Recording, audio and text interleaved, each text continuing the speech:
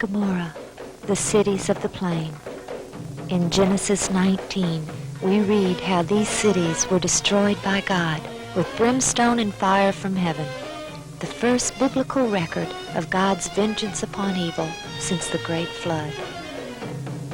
My husband, biblical archaeologist Ron Wyatt, never planned to search for these cities, but in 1989, while working on another project, he was suddenly impressed to stop and examine some odd-shaped, whitish-colored formations along the western shore of the Dead Sea.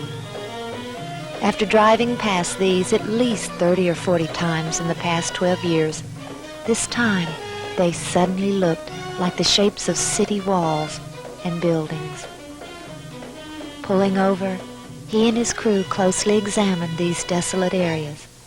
Taking samples of the material, they discovered that they broke right off in their hand and disintegrated into dust the consistency of talcum powder, as Greg Brewer shows us here. In August of 1990, Ron returned to these sites to thoroughly explore them, 5 sites which he had thus far located. I accompanied him this trip along with Marv and Renetta Wilson of Garland, Texas. As we approached the first site we examined, we all could easily see the shapes Ron had described.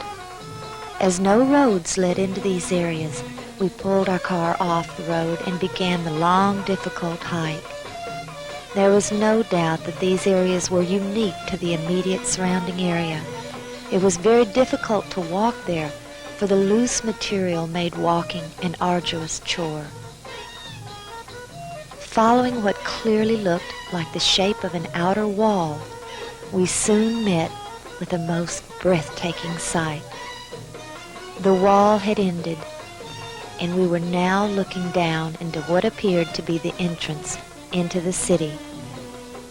But before we entered, our interest was captivated by a most unusual find. About 100 yards from the entrance, upon a high level, was a singular shape. As we viewed it from all angles, we all agreed it plainly bore the shape of a sphinx. We later found more of these sphinx shapes, which we'll see later in the film.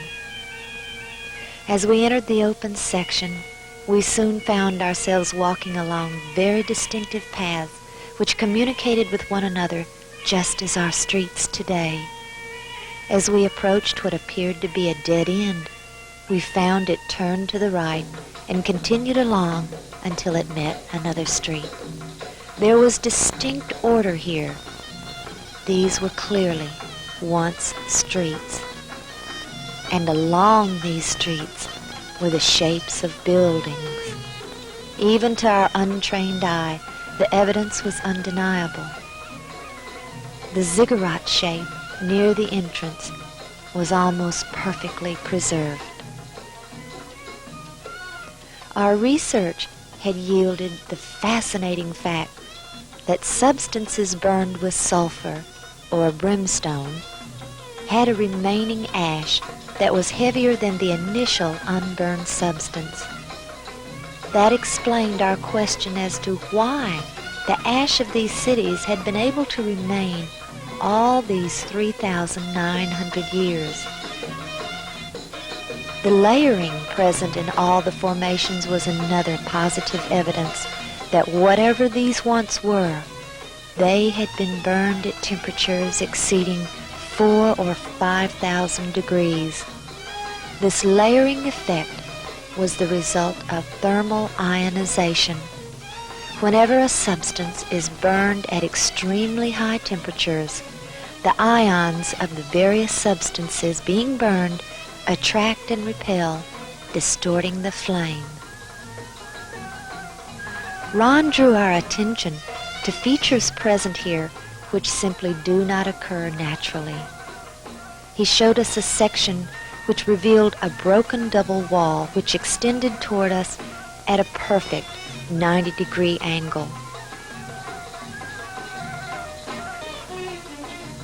The site we were examining was located at the base of Masada, and soon we all decided that we should go to the top of Masada and film these areas from there. As we took the cable car to the top, the view was breathtaking. The shape of the city was perfectly revealed below us. Here we saw a giant platform-like area, perfectly symmetrical, which was identical to the temple areas of other ancient cities, such as the biblical Shushan or Susa, located in present-day Iran. Then we saw the raised section which we had climbed upon earlier, with the Sphinx shape and the ziggurat. We were all convinced, but we also knew there had to be more evidence than this to convince others.